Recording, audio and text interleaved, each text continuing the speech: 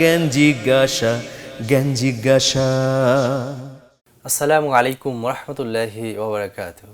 আলহামদুলিল্লাহি রাব্বিল আলামিন ওয়াসসালাতু ওয়াসসালামু আলা সাইয়্যিদিল মুরসালিন ওয়া আলা আলিহি ওয়া সাহবিহি আজমাইন। প্রীতি ও শুভেচ্ছা জানিয়ে শুরু করছি আপনাদের প্রিয় অনুষ্ঠান জ্ঞান জিজ্ঞাসা। আপনাদের সঙ্গে আছি আমি সৈয়দ আল জাবের আহমেদ। আপনাদের জিজ্ঞাসিত ইসলামী প্রশ্ন উত্তর দেওয়ার জন্য আমাদের সঙ্গে আছেন বিশিষ্ট আলেমে দ্বীন মাওলানা মুহাম্মদ রফিকুল ইসলাম আল মাদানী হাফিজাহুল্লাহ। আসসালামু আলাইকুম ওরহমতুল্লাহি তাআলা ওয়া বারাকাতুহু। মোহতারাম, স্বাগত জানাচ্ছি আমাদের জ্ঞান জিজ্ঞাসা অনুষ্ঠানে। ধন্যবাদ আপনাকে। শুধু এখন জানতে চাচ্ছি যে জিলহজ মাসের প্রথম 10 দিনের ফজিলত সম্পর্কে কোরআন সুন্নাহ কি এসেছে? আলহামদুলিল্লাহ ওয়াসসালাতু ওয়াসসালামু আলা রাসূলিল্লাহি ওয়া বা'দ। জিলহজ মাস এটি বছরের ব্যতিক্রমধর্মী অন্যতম গুরুত্বপূর্ণ অতীব মর্যাদার একটি মাস। বছরের মাস হলো 12টি, যা আল্লাহ সুবহানাহু ওয়া তাআলা নির্ধারণ করে দিয়েছেন। কোরআনে বলছেন ইন্না ইদ্দাতাশ শুহুরি ইনদাল্লাহি 12 শাহরান ফি কিতাবিল্লাহ ইয়াওমা খালাকাস সামাওয়াতি ওয়াল আরদ মিনহা আরবাআতুন হুরুম। আল্লাহ বলে দিচ্ছেন, আমি যেদিন আকাশ জমিন সৃষ্টি করেছি সেদিনই মাস 12টি নির্ধারণ করে দিয়েছি। তোর মধ্যে 4টি মাস হলো হারাম মাস। হারাম মাস মানে অতি বেশি সম্মানী মাস। আচ্ছা, তার মধ্যে হলো জিলহজ, এবং জিলহজকে কেন্দ্র করে তার আগের মাসও হারাম, তার পরের মাসও হারাম, আচ্ছা, আর মধ্য দিয়ে হলো রজব মাসটি হারাম। এই হলো 4টি মাস। ইমাম গাজালি রাহিমাহুল্লাহ তিনি ইহয়া উলুমুদ্দিনের মধ্যে বলেছেন, মানে বছরের প্রতিটা মাসে 10 দিন করে যে থাকে, 3টা 10 বেশি মর্যাদার দাবি রাখে আচ্ছা, কোরআন সুন্নাহর দৃষ্টিতে। আচ্ছা।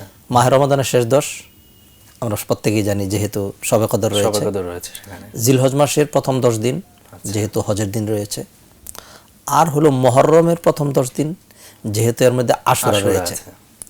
কোরআনে কারীম আল্লাহ সুবহানাহু ওয়া তাআলা এই জিলহজ মাসের যে মর্যাদা দিয়েছেন, তার মধ্যে তো হজকে নিয়ে অসংখ্য আয়াত রয়েছে, প্রচুর আয়াত আছে। এমনিতে এই 10টা দিনকে উল্লেখ করে আল্লাহ সুবহানাহু ওয়া তাআলা কোরআনে কসম করেছেন।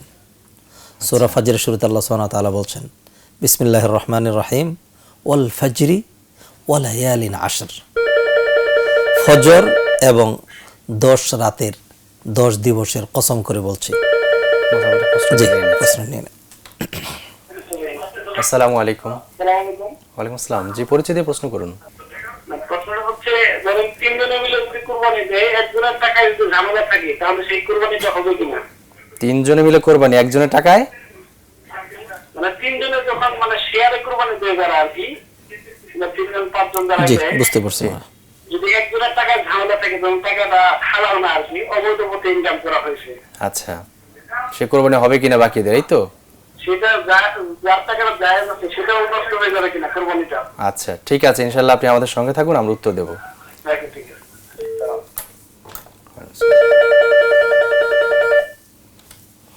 আসসালামু আলাইকুম। ওয়ালাইকুম আসসালাম। কে বলছিলেন? পরিচয় দিয়ে প্রশ্ন করুন। আমি বলছিলাম যশোর থেকে। জি ভাইয়া। একটা প্রশ্ন ছিল, আমি একটা প্রশ্ন করতে চাচ্ছিলাম আর কি। জি জি, বলুন। আমার প্রশ্নটি হচ্ছে যে, মানে আমি খুব মর্মাহত হয়েছি, এটা আমার কাছে খারাপ লেগেছে। জি। যেটা হচ্ছে, আমি দেখলাম আমাদের একটি মাদ্রাসাতে প্রশ্ন করা হয়েছে যে মুনাফিকের লক্ষণ কি এবং মুনাফিক চেনার উপায়। তো ওখানে যেটা আপনার উদ্দীপক দেওয়া হয়েছে, ডাক্তার জাকির নায়েক একজন মুনাফিক, ইসলামের বিভ্রান্ত ছড়াচ্ছে, তিনি দিয়ে এখানে বলা হয়েছে আর কি। তো বিষয়টি হচ্ছে যে আসলে মানে আমাদের যদি একটু মানে ক্লিয়ার করে বলতেন যে আসলে আমরা তো ওনাকে অনেক ব্যক্তিগত ভাবে আসলে জাকির নায়েক সম্পর্কে আমার দৃষ্টিভঙ্গি জানতে চাচ্ছেন, এই তো? আসলে তার যে কথাবার্তা যেগুলো আছে সেগুলো আমরা মানবো কি মানবো না, বা সে আসলে বিভ্রান্তি ছড়াচ্ছে কি ছড়াচ্ছে না, সেই বিষয়ে যদি একটু ক্লিয়ার করতে না। আচ্ছা, ঠিক আছে, আপনি আমাদের সঙ্গে থাকুন, ইনশাআল্লাহ আমরা উত্তর দেব। আরেকটি প্রশ্ন এসেছে। জি, আসসালামু আলাইকুম। ওয়ালাইকুম আসসালাম। আমার একটা প্রশ্ন ছিল। জি, বলুন প্লিজ। আমি যেটা বলতে চাচ্ছিলাম, সেটা আল্লাহর নামে কসম করে যে ভঙ্গের কাফারাগুলো আছে, জি, এগুলো সম্পর্কে জানতে চাচ্ছিলাম। আর আমার তো সামর্থ্য নাই, আমি ছাত্র মানুষ, আমি কিভাবে মানে কসমের কাফারা আদায় করব? আচ্ছা, ঠিক আছে, আপনি আমাদের সঙ্গে থাকুন, ইনশাআল্লাহ আমরা উত্তরে আসবো।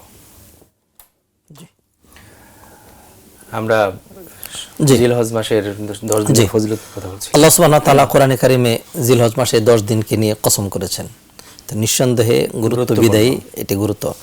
আর নবীজি সাল্লাল্লাহু আলাইহি সাল্লাম হাদিসে ইরশাদ করছেন, বুখারী মুসলিমের সহিহ হাদিস এটি, মা মিন আইয়ামিন আল আমালুস সালিহু ফিহিন্না আহাব্বু ইলাল্লাহি মিন হাযিহিল আইয়াম, অর্থাৎ জিলহজ মাসের প্রথম 10 দিনের নেক আমল আল্লাহর কাছে যত বেশি প্রিয়, বছরের অন্য সময়ের আমল তত বেশি প্রিয় না। সুবহানাল্লাহ। অর্থাৎ এই হাদিস থেকে বোঝা যাচ্ছে যে এই 10 দিনের আমল বেশি গুরুত্বপূর্ণ, আর এই 10 দিনের আমল বেশি গুরুত্বপূর্ণ মানে এই 10 দিনের মর্যাদা অনেক বেশি। কোন ধরনের আমলের কথা বলা হয়েছে আসলে? অতএব এই 10 দিনে আমরা যে আমলগুলো করব সকল নেক আমল, 1 নাম্বার যেমন ধরুন এই 10 দিনের মধ্যে সবচেয়ে উত্তম আমল হলো হজ করা।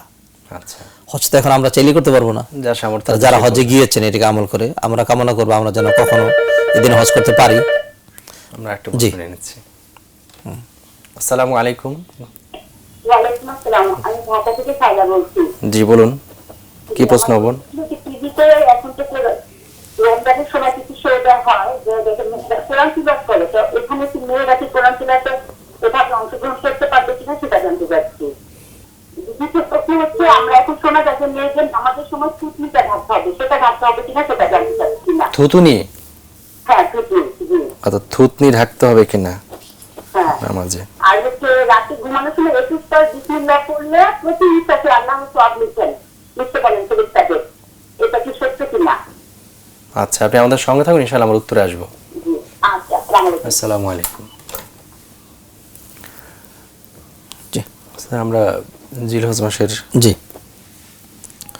তো নবীজি সাল্লাল্লাহু আলাইহি সাল্লামের এই হাদিস যেটিতে এই 10 দিনের আমলকে বেশি মর্যাদামণ্ডিত বলা হয়েছে, এই অর্থ হলো এই 10 দিন অত্যন্ত ফজিলতপূর্ণ। অতএব এই 10 দিনে যে আমলগুলো করা হবে এই আমলের মধ্যে 1 নম্বর হলো হজ, 2 নম্বর হলো উমরা করা। জি এই 10 দিনের মধ্যে যদি করা যায় নিঃসন্দেহে এগুলো বেশি উত্তম। এরপরে হলো এই 10 দিনের রোজা রাখা, আচ্ছা বিশেষ করে ইয়াউমে আরাফার রোজা রাখা। ইয়াউমে আরাফা মানে আরাফা দিবসের, হাজিরা যখন আরাফার ময়দানে থাকে তখন তাদের সাথে একাত্মতা পোষণ করে, তারা ইবাদতে রয়েছেন, আমরাও তাদের সাথে একাত্মতা পোষণ করে। নবীজি সাল্লাল্লাহু আলাইহি সাল্লাম এই একদিনের সিয়ামের ক্ষেত্রে বলেছেন যে সওমু ইয়াউমে আরাফা ইউকাফিরুস সানাতাল মাদিয়া ওয়াল বাকিয়া, একদিন রোজা রাখলে বিগত 1 বছরের এবং সামনের 1 বছরের 2 বছরের গুনাহ মাফ হয়ে যায়। সুবহানাল্লাহ। তো সেক্ষেত্রে এই দিনটি বিশেষ করে, আর বিশেষ করে 1 তারিখ থেকে 9 তারিখ পর্যন্ত এই দীর্ঘ 9 দিন ধরেই রোজা রাখা যায়। রাখা যাবে। জি মোহতারাম, চমৎকার তো জেনেছি। আমাদের অনেকগুলো ফোনের প্রশ্ন এসেছে। এক ভাই জানতে চান, 3 জন মিলে কোরবানি দিচ্ছেন, একজনের ইনকামে ঝামেলা আছে, বাকিদের কোরবানি হবে কিনা? আল্লাহ সুবহানাহু ওয়া তাআলা কোরআনে কারিমে বলেছেন, ইত্তাকুল্লাহা ওয়া কুনু মা'আস সাদিকিন, তোমরা আল্লাহকে ভয় করবে এবং নেককারদের সাথে তোমরা ওঠা বসা করবে, নেককারদের সাথে তোমরা থাকবে। অতএব যদি কোরবানির ক্ষেত্রে আরও নেককার, মুত্তাকি, পরহেজগার যারা ইখলাস নিয়ে কোরবানি দেয় তাদের সাথে কোরবানি দেওয়া নিঃসন্দেহে ভালো। জি তবে যদি অবস্থা এরকম হয় যে আমার বেশি সাধ্য নেই, এখন কোরবানি দিতে হবে, শরীকত মিলাইতে হবে, জি জি। এখন আমি শরীক মিলানোর জন্য তো অন্য শহরে যাব না, না, আমার পাড়া প্রতিবেশী এইখানেই রয়েছে, এমন যদি হয়, এমন কারোর সাথে মিলেও যদি কোরবানি দেওয়া হয় আর কারো নিয়ত যদি এমন হয়, তাহলে ওই ব্যক্তির মানে ঝামেলার কারণে ওনার কোরবানি বাতিল হবে না। অবশ্যই বাতিল হবে না। কারণ হলো মূলনীতি কোরআন আল্লাহ বলেছেন, লা তাজিরু ওয়াজিরাতুন উজরা উখরা, কোশ্চিনকালেও একজনের পাপ আরেকজন আরেকজনের বোঝা হবে না। আমি আরো সহজে যদি বলি, মনে করুন একই জামাতে আমরা নামাজে দাঁড়িয়েছি, এখন একজনের নিয়ত খারাপ, অন্য এদিক সেদিক, এই কারণে যার মন উপস্থিত আছে তার নামাজ কি নষ্ট হয়ে যাবে? মোটেই না। তার নামাজ নষ্ট হবে না। অতএব সুযোগ থাকলে, জি প্রশ্ন নিয়ে নেন। আসসালামু আলাইকুম। ওয়ালাইকুম আসসালাম, কে বলছেন? পরিচয় দিয়ে প্রশ্ন করুন। প্রশ্নটা হচ্ছে ইয়াউমে আরাফাতে মুসল কিভাবে হবে, কোন দিন হবে, আর হচ্ছে কোন কোন দিন রোজা রাখা বেটার হবে? ইয়াউম আরাফার রোজা? জি জি, মানে ইয়াউমে আরাফাতে কোন দিন হবে বছর, ওই মাসের কোন তারিখ হবে, আর কোন দিন হবে? কোন দিন রোজা রাখা বেটার? আচ্ছা আচ্ছা আচ্ছা, ঠিক আছে, আপনি আমাদের সঙ্গে থাকুন, ইনশাআল্লাহ আমরা উত্তরে আসবো। তারপর ব্যক্তির কুরবানি জায়েজ হবে, অসুবিধা হবে না জি, ইনশাআল্লাহ। কোরবানি ইনশাআল্লাহ জায়েজ হয়ে যাবে। তবে যদি মানে আগের থেকে জানা থাকে তাহলে নেককারদের সাথে মিলে কোরবানি দেওয়া সেটা সুযোগ নিশ্চয়ই থাকলে উত্তম। সেটাই করতে হবে। আল্লাহ সুবহানাহু ওয়া তাআলা বান্দার মনের দিকে দেখবেন, কোরবানির জি জি এর দিকে তো দেখবেন না, এই জন্য নিয়তটা ভালো হওয়া জরুরি। সেই ক্ষেত্রে আমার সাথে যিনি একই পশুতে কোরবানি করলেন, এটা তো প্রত্যেকের অংশটা আলাদা, যদিও জন্তু একটি জন। একটি জন্তু, কিন্তু প্রত্যেকের হিস্সাটা কিন্তু আলাদা, এটা যার যার নিয়ত অনুযায়ী। অতএব গরু একটি, এই কারণে এইটার অংশে মনে করেন এমন নয় যে একজনের নিয়ত খারাপ হয়েছে পুরাটা নষ্ট হয়ে যাচ্ছে, বিষয়টা এটা এরকম নয়। না আসলে। বিষয়টা হলো নিয়তটা, আচ্ছা। যার যার নিয়ত একই একই, মানে কি বলে যে একই কবরে যদি 10 জনকে দাফন করা হয়, জি। সেইখানে একজনের আযাব আরেকজনের, মানে শান্তি। একজনের কবর জাহান্নামের টুকরা হইতে পারে, আর একজনের কবর জান্নাতের, এটি আল্লাহর বিষয়। আচ্ছা। অতএব যার যার নিয়ত অনুযায়ী আল্লাহ সুবহানাহু ওয়া তাআলা ফয়সালা করবেন। চমৎকার তো জেনেছি আমরা। যশোর থেকে আরেক ভাই জানতে চেয়েছেন যে জাকির নায়ক নিয়ে একটু বিতর্ক আছে আমাদের দেশে, জি। কেউ তার পক্ষে এবং বিপক্ষে কথা বলছেন, কেউ মুনাফিক জি, জি। বলছে। আসলে এই বিষয়ে তার সম্পর্কে আমরা কি ধারণা নেব? মানে যদি কোনো মাদ্রাসায় প্রশ্নের মধ্যে এরকম উল্লেখ করে থাকে যে মুনাফিক বা মুনাফিক চিনার লক্ষণ, সেই ক্ষেত্রে জাকির নায়েককে যদি উপমা হিসেবে টেনে থাকে, তাহলে নিঃসন্দেহে তিনি ন্যূনতম গুনাহ যদি করে থাকেন তাহলে কবিরা গুনাহ করেছেন। আস্তাগফিরুল্লাহ, আল্লাহ রক্ষা করেন। এবং ওনার তওবা করা জরুরি। যদি উনি আমাদের আলোচনা শুনেন, বলবো অবশ্যই যেন তওবা করে নেন। জাকির নায়েক মানে এই আধুনিক বিশ্বের জন্য এবং একবিংশ শতাব্দীর জন্য আল্লাহর পক্ষ থেকে আমরা মনে করি একটি বিশাল ডিভাইন গিফট, এবং তার মাধ্যমে আলহামদুলিল্লাহ অমুসলিমরা ইসলাম ধর্মের যে সৌন্দর্য জেনেছে, আমরা হাজার হাজার হুজুররা মিলে ইসলামের এরকম করতে পারি না। বৈজ্ঞানিক সুন্দর ব্যাখ্যা এবং ইসলাম ধর্মকে মানে তুলনামূলক আরো সুন্দর ধর্মের যে করে ব্যাখ্যা যে করা, কম্পারেটিভ যে রিলিজিয়নের যে রিলিজিয়নের যে ম্যাটারগুলো, সেক্ষেত্রে তো আমাদের দক্ষতা নেই, আলেমরা আমাদের দক্ষতা নেই, স্টাডিও নেই, যোগ্যতাও নেই, যেটি ডক্টর জাকির নায়েক অন্যান্য ধর্মাবলম্বীদের সাথে করে প্রমাণ করেছেন। এটি নিঃসন্দেহে আল্লাহর পক্ষ থেকে দেয়া একজন ডাক্তারের জন্য আল্লাহ যে বিশেষ সাহায্যটি করেছেন, এটি নিঃসন্দেহে। এবং আমার জানা মতে ডক্টর জাকির নায়েক যদিও তিনি মাদ্রাসা পড়ুয়া আলেম নন, অসংখ্য মাদ্রাসা পড়ুয়া এমন লিবাসদারি আলেম রয়েছেন যাদেরকে আমরা ব্যক্তিগতভাবে চিনি, জানি, ডিগ্রি রয়েছে, এলেম কালাম বলতে, কোরআন হাদিসের নলেজ বলতে কিচ্ছু নেই, অথচ তিনি আলেম হিসেবে পরিচিত। এটি যদি হয় তাহলে ডক্টর জাকির নায়েকের যেই নলেজ রয়েছে সেই হিসাবে তিনি 10,000 বার আলেম, আল্লাহু আকবার। যেই নলেজ রয়েছে। এবং আলেম হওয়ার জন্য কোনোটি মাদ্রাসা পড়া শর্ত নয়, আলেম হওয়ার জন্য এলেম থাকা শর্ত। আলেম হওয়ার জন্য আরবি ভাষা জানা জরুরি না। যদি আরবি ভাষায় আলেম হইতো তাহলে আবু জাহেল আলেম, যেহেতু আবু জাহেলের এলেম রয়েছে। অতএব ডক্টর জাকির নায়েককে কেউ যদি মুনাফিক বলে, তাহলে আল্লাহ সুবহানাহু ওয়া তাআলা ভালোই জানেন তার মধ্যে মুনাফিকি রয়েছে কিনা, আমরা সন্দেহ করছি। অতএব ডক্টর জাকির নায়েকের ব্যাপারে আমরা উদার মানসিকতা পোষণ করি। তিনি একজন মানুষ, তার কোনো বক্তব্যে, তার কোনো কথা যদি ভুল হয়ে থাকে, তাহলে এটি প্রমাণিত যে তিনি একজন মানুষ, শুকরিয়া। ভুল হইতে পারে। তবে তিনি যে এই কথাগুলি বলেন কোরআন হাদিসের দলিল দিয়ে, এগুলো আমাদের জানা মতে কোরআন হাদিসের সাথে অথেন্টিক কথাবার্তাই বলেন। শুকরিয়া। সে চমৎকার তো জেনেছি আমরা। এক ভাই জানতে চেয়েছিলেন যে তিনি কসমের কাফারা কিভাবে দেবেন, যে কাফারাগুলো দিতে হয়, এবং তিনি ছাত্র, তার পক্ষে সামর্থ্য নেই, কি করবেন তিনি এক্ষেত্রে? আল্লাহ সুবহানাহু ওয়া তাআলা কসমের কাফারা কোরআনে বলে দিয়েছেন। আল্লাহ বলছেন, লা ইউআখিযুকুমুল্লাহু বিল্লাগwi ফি আইমানিকুম ওয়ালাকিন ইউআখিযুকুম বিমা আক্কাদতুমুল আইমান ফাকাফারাতুহু ইতআমু 10 মাসাকিনা মিন আওসাতি মা তুতঈমুনা আহলিকুম আও কিসওয়াতুহুম আও তাহরিরু রাকাবা। একজন ছাত্র মানুষের জন্য এটি আদায় করা সম্ভব। আল্লাহ বলছেন, ফাকাফারাতুহু ইতআমু 10 মাসাকিন, কেউ যদি কসম করে, ইচ্ছা করে এবং কসমটা ভঙ্গ করে, তাহলে তার কাফারা হলো 10 জন মিসকিনকে খাওয়ানো, একবেলা খাওয়ানো, জি, মধ্যম পন্থায়। খুব হাইফাই খানা হইতে হবে জরুরি না, একবেলা খাওয়ালি হবে, একবেলা খাওয়াইলে। আও কিসওয়াতুহুম, অথবা তাদেরকে কাপড় চোপড় দেওয়া, তাদের পোশাক, একটা লুঙ্গি করে 10টা লুঙ্গি 10 জনকে দিয়ে দেওয়া। কারণ একজন পুরুষের তো মানে যে পোশাকের কথা বলা হয়েছে এটা ফরজ পোশাক, এখানে পাগড়ি, জুব্বা এগুলি শামিল না। এটি একটি। আর একটি যেটি, সেটি একটু কঠিন, সে আও তাহরিরু রাকাবা, একটা কৃতদাস স্বাধীন করা। এটি তো আর কৃতদাস তো এখন নেই। প্রশ্নটি নিয়ে নিচ্ছি। আসসালামু আলাইকুম। আসসালামু আলাইকুম। ওয়ালাইকুম আসসালাম। কে বলছিলেন? পরিচিত প্রশ্ন করুন। জি, আমি বাকিবিল্লাহ বলছিলাম কুমিল্লা থেকে। জি, কুমিল্লা থেকে বাকিবিল্লাহ ভাই। আমার একটা প্রশ্ন ছিল, আমি প্রায় যখন ভ্রমণে থাকি, জি, হ্যাঁ ভ্রমণে থাকি এবং বাসে চড়ি অথবা মোটরসাইকেল চালাই, প্রায় আমি কোরআন তেলাওয়াতটা করি। আমি মনে মনে বা একটু জোরে কোরআন তেলাওয়াতটা করি।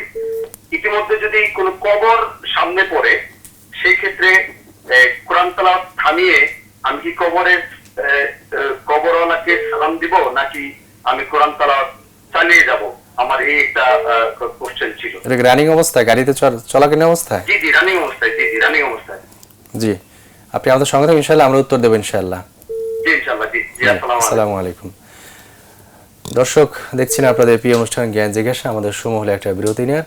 বিরতির পর আমরা আবার ফিরে আসবো, ততক্ষণ আমাদের সঙ্গে থাকুন। জ্ঞান জিজ্ঞাসা, জ্ঞান জিজ্ঞাসা। আসসালামু আলাইকুম রহমতুল্লাহি ওয়া বারাকাতুহু। দর্শক, বিরতির পর আমরা আবার ফিরে এলাম আপনাদের প্রিয় অনুষ্ঠান জ্ঞান জিজ্ঞাসায়। আপনাদের জিজ্ঞাসিত প্রশ্ন উত্তর দিচ্ছেন বিশিষ্ট আলমদিন মাওলানা মুহাম্মদ রফিকুল ইসলাম আল মাদানী হাফিজাহুল্লাহ। শেখ, আমরা বিরতির পর ফিরে এসেছি। বিরতির আগে আমরা একটা প্রশ্ন উত্তর দিচ্ছি কসমের কাফারা। জি, আল্লাহ সুবহানাহু ওয়া তাআলা সূরা বাকারায় কসমের কাফারা উল্লেখ করেছেন তিনটি কথা, এবং সূরা মাইদায় আল্লাহ সুবহানাহু ওয়া তাআলা বলেছেন এই তিনটি ধারাবাহিকভাবে। এরপর আল্লাহ সুবহানাহু ওয়া তাআলা বলেছেন যে তিনটি কথা বলছিলাম সেটি হলো 10 জন মিসকিনকে খাওয়ানো, অথবা কাপড় দেওয়া, অথবা একটা ক্রীতদাস আজাদ করা। এরপর আল্লাহ সুবহানাহু ওয়া তাআলা বললেন যে এরকম স্টুডেন্ট হয়তো প্রশ্ন করবে, ছাত্র মানুষ আমি কি করব, ফামান লাম ইয়াজিদ ফাসিয়ামু সালাসাতি আইয়াম। আল্লাহ বলে দিয়েছেন যে যে ব্যক্তি তিনটির কোনোটি পারবে না সে 3 দিন রোজা রাখবে। আর পাশাপাশি আমরা এটিও বলি, যেহেতু এটি একটি গুনার কাজ, আল্লাহর নামের কসম করে ভঙ্গ করা, তিনি তওবাও করবেন ইনশাআল্লাহ, তওবা করবেন, আর 3 দিন রোজা রাখলেই চলবে। আচ্ছা, চমৎকার তো জেনেছি শেখ। আমাদের সায়রা নামে ঢাকা থেকে এক বোন জানতে চেয়েছেন যে টেলিভিশনগুলোতে কোরআন তেলাওয়াতের যে কম্পিটিশনগুলো হয় সেখানে মেয়েরা অংশগ্রহণ করতে পারবে কিনা? কোরআন তেলাওয়াতের বিভিন্ন রকম কম্পিটিশন রয়েছে, মেয়েদেরও কম্পিটিশন রয়েছে। আমাদের দেশে চালু হয়েছে কিনা জানি না, কিন্তু বিভিন্ন দেশে রয়েছে। যদি সেক্ষেত্রে মেয়েরা যারা নাকি কচি মেয়ে রয়েছে, যারা এখনো অ্যাডাল্ট হয় নাই, প্রাপ্তবয়স্ক হয় নাই, সে সকল মেয়েদের যদি এরকম ইন্তজাম থাকে ভালো হয়, এতে তারা মানে উদ্বুদ্ধ হবে, করতে পারবে। তবে মেয়েরা যদি প্রাপ্তবয়স্ক হয়ে যায় তাহলে সেই ক্ষেত্রে তার আওয়াজটাও মানে নেহায়েত প্রয়োজন ছাড়া মানুষ এই আওয়াজ দিয়ে যেন তারা বিভ্রান্ত না হয়, ফিতনা না পড়ে। সেই ক্ষেত্রে যে সকল মেয়েরা বড় হয়ে গিয়েছে তাদের এইভাবে প্রতিযোগিতা, উন্মুক্ত প্রতিযোগিতা, যেটি মানে টিভির দর্শকরা দেখবে, এটি করা উচিত নয়। তাদের প্রতিযোগিতা যদি হইতে হয় তাহলে একান্ত ইনডোরে মেয়েদের মহলে, সেই মেয়েদের মাঝখানে, সেখানে তারা যেমনি পারে বড়দেরও সেই প্রতিযোগিতা করতে পারে। এই বোন আরেকটি প্রশ্ন করেছেন যে নামাজের মধ্যে মেয়েরাকে থুতু নিয়ে ঢেকে রাখতে হবে কিনা, ঠিক এই জায়গাটা ঢেকে রাখতে হবে কিনা? মেয়েদেরকে আল্লাহ সুবহানাহু ওয়া তাআলা যেই সতরটা উল্লেখ করেছেন, আব্দুল্লাহ ইবনে আব্বাস রাদিয়াল্লাহু তাআলা আনহু কোরআনের ওই আয়াতের ব্যাখ্যা বলেছেন ইল্লা মা যাহারা মিনহা, তার মধ্যে তিনি মুখমণ্ডল এবং 2 হাত এটাকে আলাদা করেছেন। অতএব মুখ ডাকবে না সালাতের মধ্যে, তার থুতনি ডাকতে হবে না। কারণ হলো চেহারা, কপালের উপর থেকে থুতনি নিচ পর্যন্ত এটি চেহারার পরিধি, অতএব এটি খোলা রাখতে পারবে, এটি খুলে রেখে গলা পর্যন্ত ডাকলে চলবে। যে উনি আরেকটি প্রশ্ন করেছিলেন যে রাতে ঘুমানোর সময় যদি বিসমিল্লাহ 25 বার পড়ে ঘুমায় আল্লাহ সওয়াব লেখেন, এই জাতীয় কোনো তথ্য আছে কিনা? আসলে ঘুম তো ব্যতিক্রম ধর্মী কোনো বিষয় নয়, আমরা প্রতিদিন ঘুমাই। নবীজি সাল্লাল্লাহু আলাইহি ওয়াসাল্লাম ঘুমাতেন, আল্লাহ রাসূল সাল্লাল্লাহু আলাইহি ওয়াসাল্লাম ঘুমানোর পূর্বে অসংখ্য আমল করতেন, যেগুলো সহিহ সুন্নাহ হাদিস দ্বারা সাব্যস্ত রয়েছে। আয়াতুল কুরসি পড়া, ওযু করে শোয়া, ডান কাত হয়ে শোয়া, তারপরে কুলাজুল ফালাক নাস 4 কুল এগুলি পড়া, গায়ের মধ্যে দম করা। এরপরে এই ধরনের আরো আমলগুলো, সাইয়্যিদুল ইস্তিগফার, এবং ঘুমানোর আগে সম্ভব হলে সন্ধ্যার পরে না পড়লে আমানা রাসূল 2 আয়াত, এইগুলো যত পড়বে তত তার আমলের প্রতিদান বাড়তে থাকবে। তবে নির্দিষ্ট সংখ্যক বার বিসমিল্লাহ পড়ার যে কথা তিনি বলেছেন, যে 25 বার বিসমিল্লাহ পড়লে কি সওয়াবের কথা, এগুলো কোনো সহিহ সুন্নাহ দ্বারা সাব্যস্ত নেই। অতএব যেগুলো সহিহ আমল রয়েছে, আমি সেই সহিহ আমলগুলোকে আমাদের জন্য যথেষ্ট নয়, অনেক আমল রয়েছে। সহিহ আমলগুলো শুধুমাত্র এরকম কেউ যদি বলে এত লক্ষ সওয়াব, কেন আমরা বিভ্রান্ত হই? আমার তো এত লক্ষ সওয়াবের প্রয়োজন নেই, আমার দরকার হলো আমার নবীজি কি করেছেন, রাসূলুল্লাহ সাল্লাল্লাহু আলাইহি ওয়াসাল্লাম যা করেছেন সেটি যদি করি, এর মধ্যেই নাজাত। আচ্ছা, সুন্নাহর মধ্যে আসলে মঙ্গল রয়েছে, আমরা সুন্নাহ সম্বন্ধে কথা বলবো। জি, প্রশ্ন নিচ্ছি। আসসালামু আলাইকুম। আসসালামু আলাইকুম। আসসালাম, কে বলছেন? পরিচয় দিয়ে প্রশ্ন করুন। জি, আমার প্রশ্নটি হচ্ছে, আমি তো আসলে ডাক্তার জাকির নাইককে, আমার দিক থেকে আমি ঠিকই আছি। আর প্রশ্ন হচ্ছে যে আসলে একটু মানে ভেজালে করে, সেটা হচ্ছে যে আমাদের যে হুজুর আছে তিনি বলেন আমরা যদি বাংলা বুখারী শরীফ বা বাংলা যে হাদিসগুলো আছে আমরা যদি পড়ি, উনি বলে এটা পড়া যাবে, এটা হচ্ছে এটা পড়া গুনাহের কাজ, এটা পড়া যাবে কিনা? বুখারী শরীফ পড়া যাবে কিনা? যে বাংলাতে হাদিসগুলো আছে, অনেকে আগে পড়তে পারে না, বাংলা পড়ে, তাই না? বাংলাটা পড়া যাবে কিনা? বাংলা পড়ে তো অনেক সময় আমরা অনেক কিছু আইডেন্টিফাই করি যে হ্যাঁ এটা ঠিক আছে কিনা, এই করা আছে যাবে কিনা। কিন্তু আমাদের যে ইমাম আছেন উনি বলে এটা বাংলাটা পড়া যাবে না, আপনারা পড়তে হবে আরবি, বাংলাটা হচ্ছে যে ভুল টুল এগুলা পড়া যাবে না, এগুলা পড়লে গুনাহ হবে, এগুলা উনি বলে আর কি। ঠিক আছে ভাইয়া, আপনি আমাদের সঙ্গে থাকুন, আমরা প্রশ্ন বুঝতে পেরেছি, ইনশাআল্লাহ আমরা উত্তর দেব ইনশাআল্লাহ। আসসালামু আলাইকুম। আরেকটি প্রশ্ন। আসসালামু আলাইকুম। আসসালামু আলাইকুম। ওয়ালাইকুম আসসালাম, কে বলছিলেন? ময়মনসিংহ থেকে। জি বলুন, কি প্রশ্ন আপনার ভাইয়া? যে আমার প্রশ্নটা হচ্ছে কোন সময় খারাপ করার কারণে অজু করার সময় যদি অজু করার যেহেতু নাকের মধ্যে পানি দেওয়ার সুন্নত কিংবা আর হচ্ছে কুলি করার সুন্নত, যদি আমি কুলি না করি শুধু মুখটা ধুয়ে ফেলি, সেক্ষেত্রে অজু হবে কিনা, কিংবা পানি কম থাকার কারণে যদি আমি কাজটা করি সেক্ষেত্রে অজু হবে কিনা, এই বিষয়টা আর কি জানাতে পারবেন। আচ্ছা ঠিক আছে, আপনি আমাদের সঙ্গে থাকুন, ইনশাআল্লাহ আমরা উত্তরে আসবো। সেটা আমরা কথা বলছিলাম, জি জানতে চেয়েছিলেন যে ইয়ামুল আরাফা জি কবে আসলে করব? ইয়াউমে আরাফার বিষয়টি সেটি হলো জিলহজ মাসের 9 তারিখে, এবং জিলহজ মাস যেদিন থেকে প্রবেশ করবে সেদিন থেকে এটি সুনিশ্চিত হয়ে বলা যাবে। কারণ হলো নবীজি সাল্লাল্লাহু আলাইহি ওয়াসাল্লাম হাদিস দিয়ে সাব্যস্ত চন্দ্র মাস 30ও হতে পারে, 29ও হতে পারে। তো সেই হিসাবে এটি আরও নিশ্চিত করে ভাই নিজেও জেনে নেবেন, অথবা আমরাও পরবর্তীতে বলতে পারবো যেদিন জিলহজের চাঁদ উঠে যাবে তারপরে ঠিক এই দিনই হচ্ছে। তবে ইয়াউমে আরাফা নিয়ে তিনি যদি এরকম বুঝতে চান যে আমরা কি আরাফার দিবসটা বাংলাদেশের সাথে মিলিয়ে নাকি ওইখানকার সাথে মিলিয়ে রাখবো, এটি যদি হয়ে থাকে কোনো উদ্দেশ্য, তাহলে আমি প্রশ্নের উত্তর দিয়ে দিচ্ছি। সেটি হলো দিবসটিকে আরাফার সাথে নিসবত করা হয়েছে। ইয়াউমে আরাফা, আরাফা দিবস। আরাফা সৌদি আরব ছাড়া, মক্কা ছাড়া আর কোথাও আরাফা নেই, এবং অন্য আরাফা নামে যদি কেউ কোনো কিছু থাকেও সেটি বিবেচ্য নয়। ওই আরাফার ময়দানটি উদ্দেশ্য যেখানে হাজিরা জমায়েত হয়। অতএব এই মর্যাদাটি হলো হাজিদের আরাফার ময়দানে অবস্থানের কারণে। অতএব হাজিরা যেই দিন আরাফায় যাবেন ওই দিনটাতেই রোজা রাখা হলে ইয়াউমে আরাফার রোজা। আচ্ছা, আমরা একটা প্রশ্ন নিচ্ছি। আসসালামু আলাইকুম। জি কে বল? আলহামদুলিল্লাহ ভালো আছি, পরিচয় দিয়ে প্রশ্ন করুন। জি আমি প্রশ্ন করতে চাই আমার সাহেবের কাছে। জি বলুন। জি বলেন। মাশাআল্লাহ, আলহামদুলিল্লাহ, আমার অত্যন্ত প্রিয় একজন মানুষ, দেখে আমি খুবই আনন্দিত, আমাকে খুবই খুশি হয়েছে। শুকরিয়া। আলহামদুলিল্লাহ, আলহামদুলিল্লাহ। হ্যাঁ আমি দেখি শুনি। জি আমার প্রশ্ন হচ্ছে, আমি যদি একটা ঘরে সালাত আদায় করি, নফল সালাত গুলা একেবারে একা, তো সুরাগুলোকে উচ্চ সুরে পড়া যাবে কিনা বা পড়বো কিনা? আমি উচ্চ সুরে কি বলতে যেমন আলহামদুলিল্লাহ রাব্বিল আলামিন এরকম করে পড়তে পারবো কিনা, নাকি ছুটি ছুটি বলবো যাচ্ছে আমি শুনি? আচ্ছা ঠিক আছে, উত্তম হবে একটু বিষয় বলবেন। জি আমার প্রিয় স্যার শেখকে আমাকে আবারও সালাম জানাই। আসসালামু আলাইকুম ওয়া রাহমাতুল্লাহ। ওয়ালাইকুম আসসালাম। আপনাদের সঙ্গে ইনশাআল্লাহ আমরা উত্তরে আসবো। ঠিক আছে, জি জি ওয়ালাইকুম আসসালাম। আমরা কথা বলছিলাম ইয়ামুল আরাফা নিয়ে। জি, অতএব ইয়াউমে আরাফা, হাজী সাহেবরা যেদিন আরাফার ময়দানে সমবেত হবেন ওই দিনটা ইয়াউমে আরাফা। ওই দিনে যারা সৌদি আরবের ভিতরে রয়েছেন তারাও রোজা রাখবেন, আর আমরা যারা সৌদি আরবের সাথে একটু একদিন বেমিল করে চাঁদের কারণে, আমরা যারা সৌদি আরবের ঈদের সাথে ঈদ না করে পরে করি, আমরা ওই দিনেই রোজা রাখবো। কারণ চাঁদের তারিখ নিয়ে ইখতিলাফ থাকলেও ইয়াউমে আরাফা নিয়ে কিন্তু কোনো ইখতিলাফ নেই। তবে কেউ যদি এই ইখতিলাফের কারণে প্রশ্ন নিয়ে নেন। জি আসসালামু আলাইকুম। ওয়ালাইকুম আসসালাম। জি কে বলছিলেন? প্রথমের ব্যাপারে আরেকটু পরিষ্কার ধারণা পেতে চাই, সেটা হচ্ছে জি বলুন।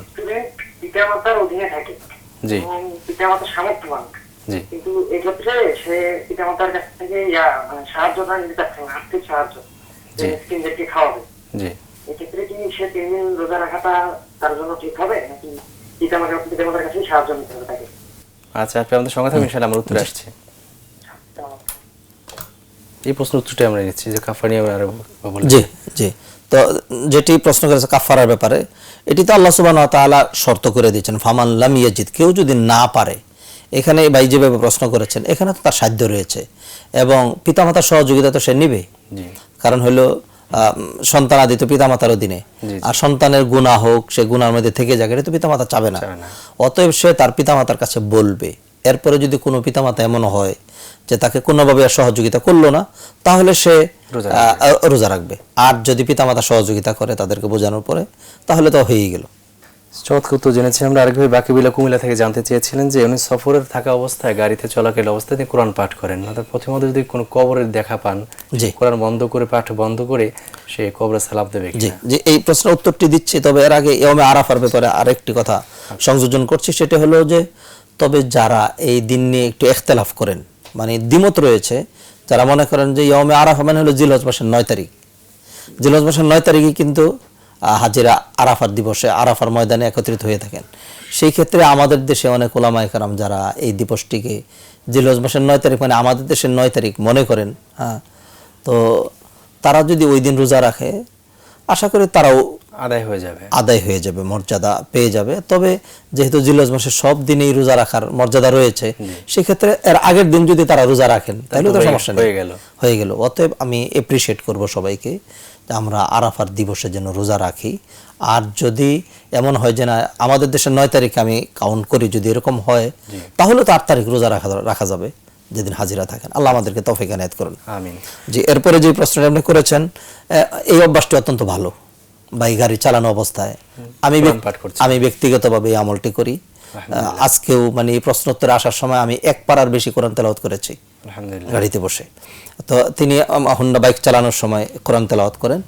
যদি কবরস্থান কাছে চলে আসে সেই ক্ষেত্রে তিনি তো এটাকে ক্রস করে চলে যাচ্ছেন, কোরআন তেলাওয়াত বন্ধ করে তিনি সালাম দিলেও দিতে পারেন, অসুবিধা নেই। আর যেহেতু তিনি চলন্ত অবস্থায় রয়েছেন, দ্রুত চলে যাচ্ছেন, সেক্ষেত্রে তিনি যদি তার কোরআন তেলাওয়াতের মধ্যেও থাকেন কোনো সমস্যা নেই, এই ক্ষেত্রে ওনার স্বাধীনতা রয়েছে।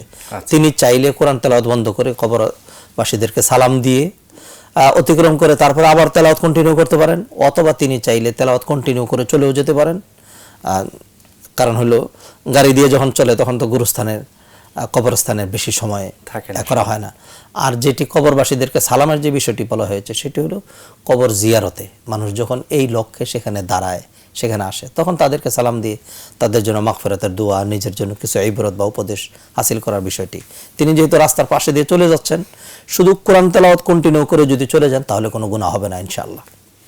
আচ্ছা, সেই চমৎকার তো জেনেছি আমরা। আমাদের আরেকটু জানতে চেয়েছিলেন যে তাড়াহুড়ো করে যে উজু করতে গিয়ে কুলি না করে সেক্ষেত্রে তার উজু ভঙ্গ হয়ে যায় বা উজু হবে কিনা? কোরআনে কারীমে আল্লাহ বলেছেন, ইয়া আইয়ুহাল্লাযীনা আমানু ইযা কুমতুম ইলাস সালাতি ফাগসিলু উজুহাকুম ওয়া আইদিয়াকুম ইলাল মারাফিক ওয়ামসাহু বিরুউসিকুম ওয়া আরজুলাকুম ইলাল কাবাইন। আল্লাহ সুবহানাহু ওয়া তাআলা কোরআনে ওযু করার ক্ষেত্রে 4টা জিনিস তুলে ধরেছেন। একটা হলো মুখমণ্ডল ধোয়া, 2 হাত কনুই পর্যন্ত ধোয়া, মাথা মাসায় করা এবং 2 পা টাকনো সহ ধোয়া। এই 4টাই হলো ওযুর ফরজ। বিশেষ করে হানাফি মাযহাবে ওযুর ফরজ 4টি বলা হয়েছে, যদি অন্যান্য মাযহাবে 6টা বা এরকম রয়েছে। তো এই 4টি ফরজ রয়েছে। অতএব একজনের স্বাধীনতা রয়েছে। জামাত শেষ হয়ে যাচ্ছে, তিনি চাচ্ছেন জামাতটা ধরবেন। এখন যদি ধীরস্থিরে অনেকে কিন্তু এরকম করে, দীর্ঘক্ষণ লাগে ওযু করতে থাকে, জামাত ছুটে গেল, তাহলে লাভ হলো না। তিনি তাড়াহুড়া করে যদি এই ফরজটা আদায় করে জামাতটা ধরে ফেলেন তাহলে এটি বেশি শ্রেয়। পানি অল্প রয়েছে যেমন তিনি উল্লেখ করেছেন, এখন তিনি কি পুরা 2 হাফ ওযু করবেন? বাকিটুকু কিভাবে করবেন? ওযু তো পুরোটা করতে হবে। অতএব তিনি নাকে পানি না দিয়ে, কুলি না করেও যদি ইচ্ছা করেই তিনি এই কাজটা করেন, শুধু 4টা অঙ্গ দেন, তবু তার ওযুর যে ফরজ সেটি আদায় হয়ে যাবে। হ্যাঁ, যখন সময় রয়েছে, যখন পানি রয়েছে, তখন সুন্নত সহ মুস্তাহাব সহ যত উত্তম করে ওযুটা করা যায় ততই তো উত্তম, ভালো। জি, চমৎকার জেনেছি। আমাদের আরেক ভাই জানতে চেয়েছিলেন যে বাংলা বুখারী পড়তে অনেকে আলেম নিরুৎসাহিত করেন, পড়লে ভুল ভ্রান্তি হবে, তো বাংলা বুখারী কি পড়া যাবে না বা অন্যান্য ইসলামী কিতাবগুলো? আল্লাহ সুবহানাহু ওয়া তাআলা সমস্ত মানুষকে আলেম হওয়া, আরবি ভাষায় পারদর্শী হওয়া এটি শর্ত করেননি।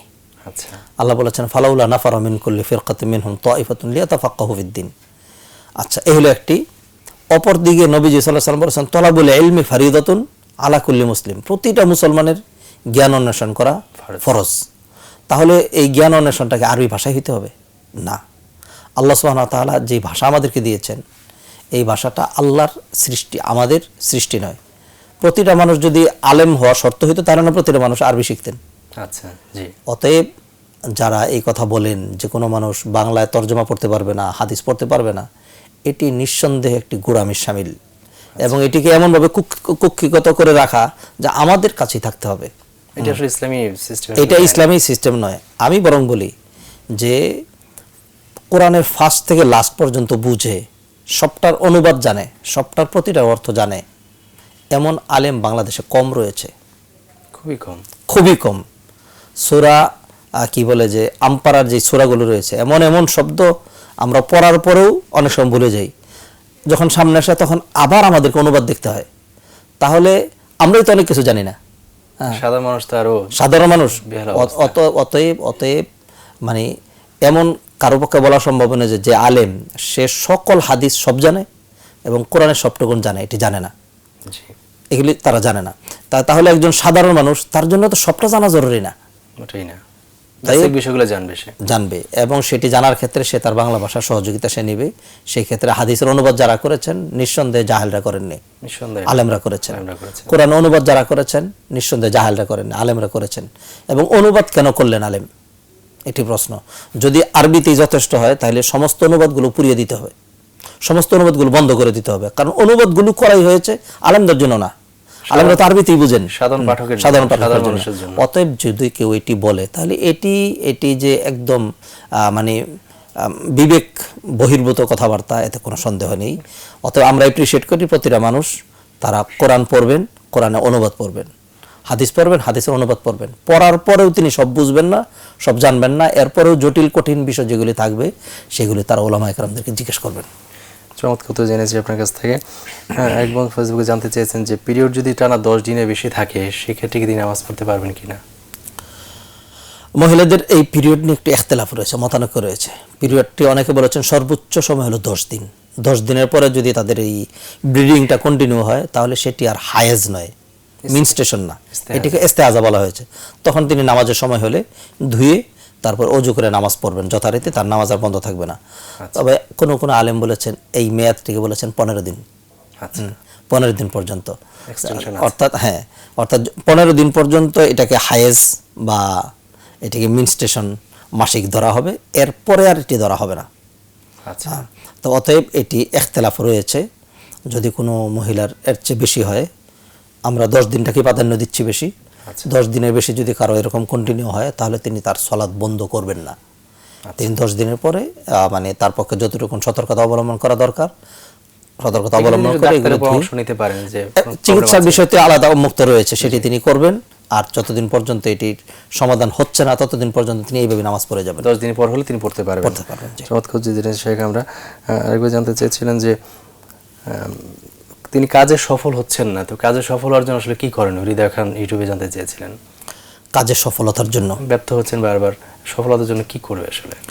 একজন মানুষের দায়িত্ব হলো কাজ করা। আল্লাহ কোরআনে বলছেন অকুল আমালু ফাসায়ারাল্লাহু আমালাকুম, তোমরা কাজ করতে থাকবে, আল্লাহ তোমাদের কাজটি দেখবেন, কাজটি দেখবেন। এরপরে অন্য আয়াতে আল্লাহ বলেছেন ওয়া আল্লাইসা লিল ইনসানি ইল্লা মা সাআ, একজন মানুষ চেষ্টা করবে, চেষ্টাটাই তার দায়িত্ব।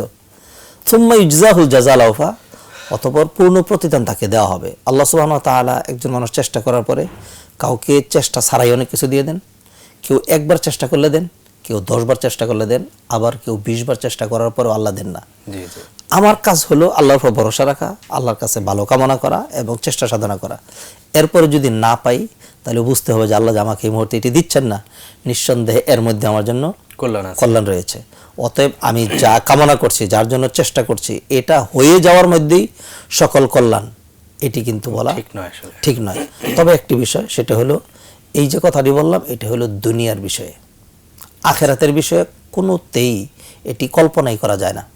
কারণ আল্লাহ সুবহানাহু ওয়া তাআলা বলেছেন ওয়াল্লাযীনা জাহাদু ফিনা লানাহদিয়ান্নাহুম সুবুলানা, কেউ যদি আমার রাস্তার চেষ্টা করে আমি অবশ্যই তাকে পথ ধরিয়ে দেব।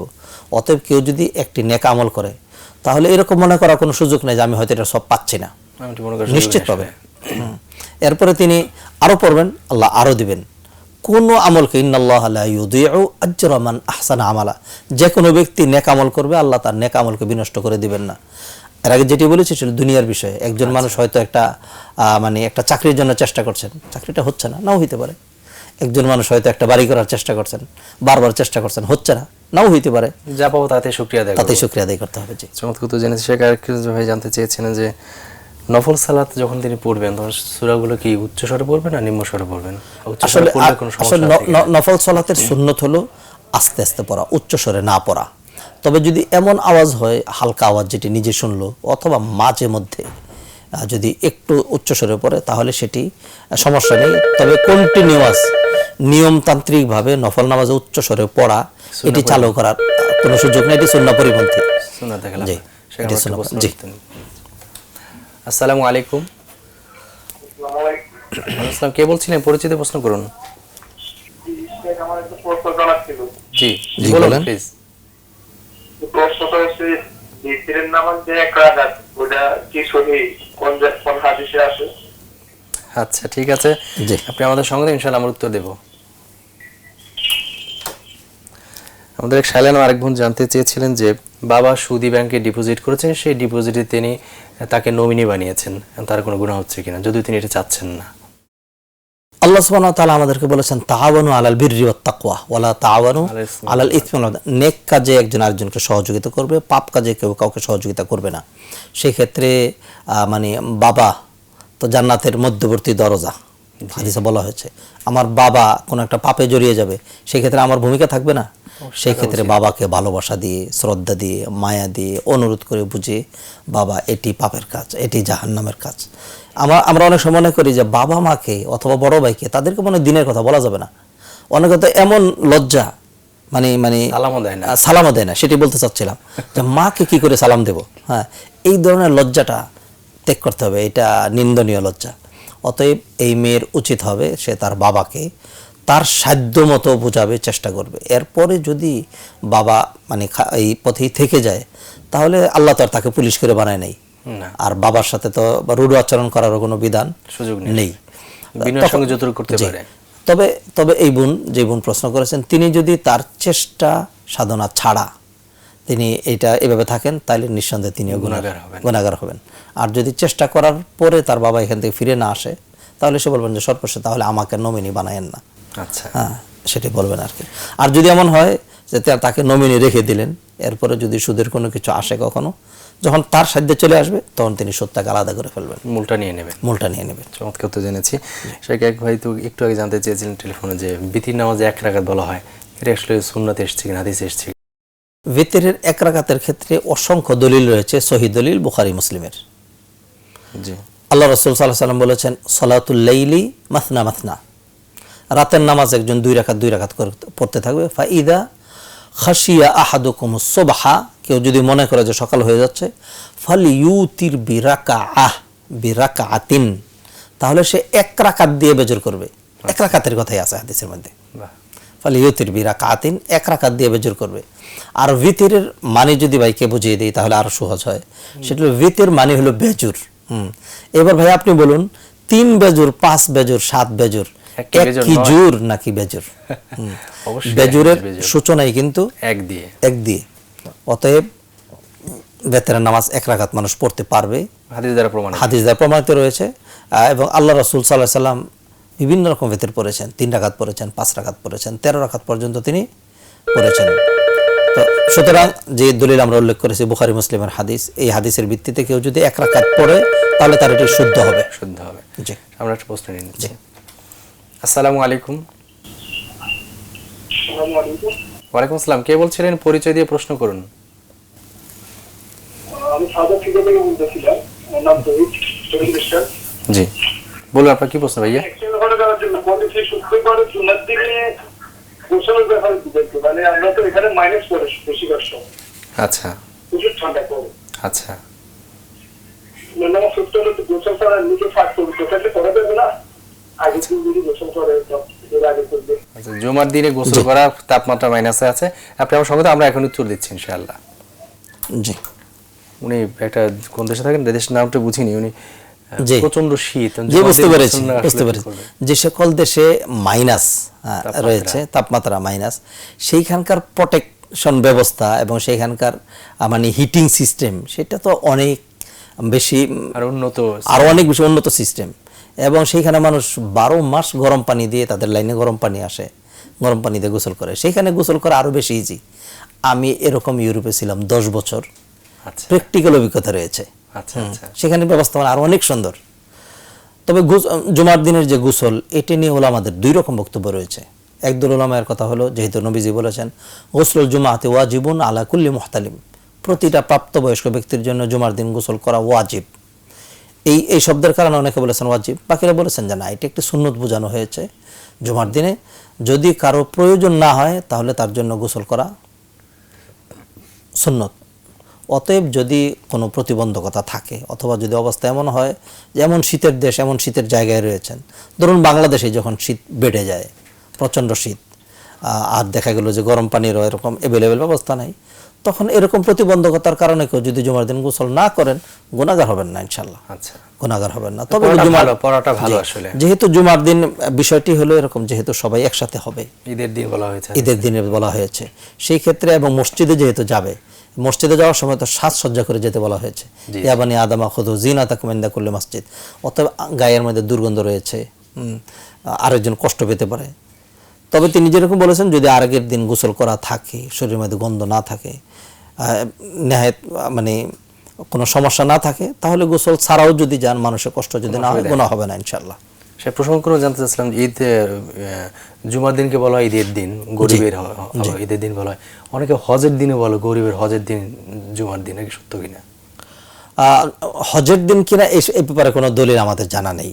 আচ্ছা, ঈদেরটা সাব্যস্ত রয়েছে, তবে নিঃসন্দেহে জুমার দিন সপ্তাহের অন্যান্য দিনের মধ্যে যে গুরুত্বপূর্ণ, এতে কোনো সন্দেহ নেই। জি, চমৎকার উত্তর জেনেছি। আমাদের অনুষ্ঠানের সময় একেবারে শেষ হয়ে এলো। আপনাকে অনেক অনেক কৃতজ্ঞতা জানাই আমাদেরকে সময় দেওয়ার জন্য। ধন্যবাদ আপনাকে অনেক। দর্শক, দেখছিলেন আপনাদের প্রিয় অনুষ্ঠান জ্ঞান জিজ্ঞাসা। সময় একেবারে শেষ হয়ে হলো। আজকের পর্ব এখানে শেষ করছি। আগামী পর্ব দেখবার আমন্ত্রণ জানিয়ে আসসালামু আলাইকুম ওয়া রাহমাতুল্লাহি ওয়া বারাকাতুহু।